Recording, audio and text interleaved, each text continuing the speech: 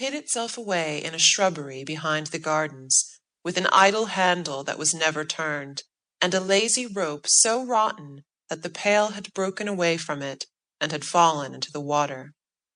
A noble place, inside as well as out, a noble place. A house in which you incontinently lost yourself if ever you were so rash as to attempt to penetrate its mysteries alone. A house in which no one room had any sympathy with another, every chamber running off at a tangent into an inner chamber, and through that down some narrow staircase leading to a door, which, in its turn, led back into that very part of the house from which you thought yourself the furthest. A house that could never have been planned by any mortal architect, but must have been the handiwork of that good old builder, Time,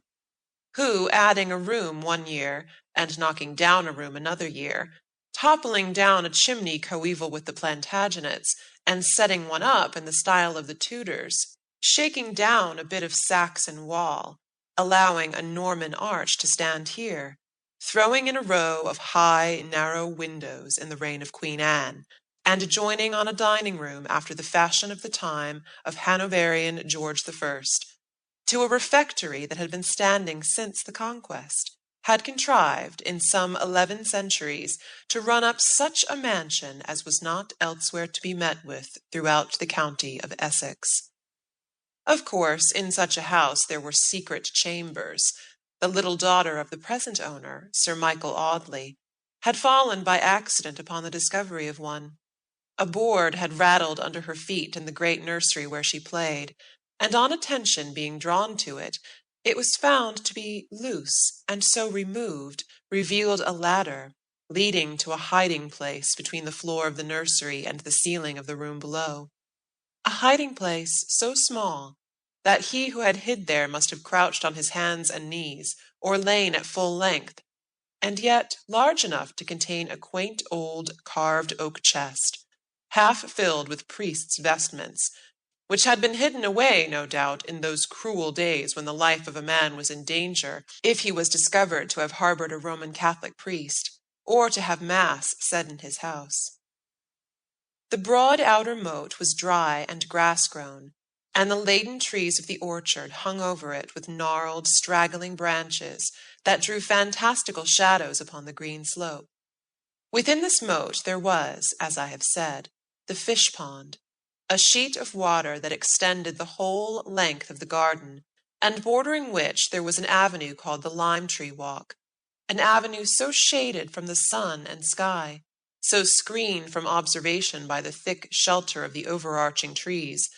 that it seemed a chosen place for secret meetings or for stolen interviews, a place in which a conspiracy might have been planned, or a lover's vow registered with equal safety.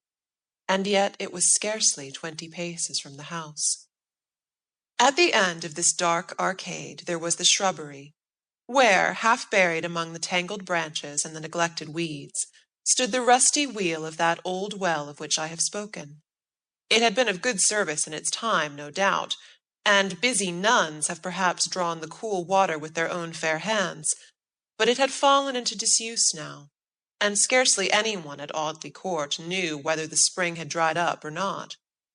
But sheltered as was the solitude of this lime-tree walk,